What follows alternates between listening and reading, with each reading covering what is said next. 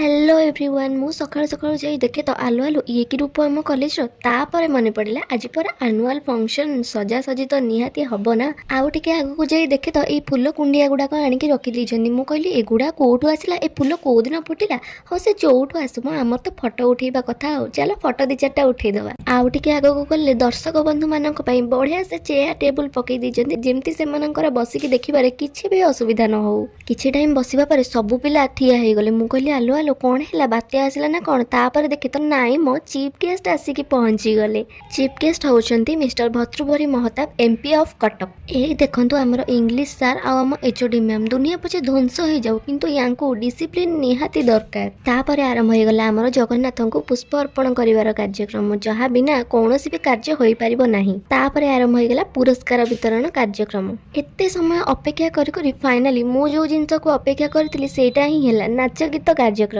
से एबे आसीगला भोजी खाइबार डकरा हो हो मु तो सेटा ही करबाको जाइथिल ना किंतु सेठी जाई देखे तो आज साधा करिसेंते गुरुवार बोली मु तो बिरयानी भाबी की जाइथिली कारण लास्ट ईयर जे तो बिरयानी होतिला हो खाइबार तो भलो मंद सेमती किछि नथाए ठीक अछि चळै दबा।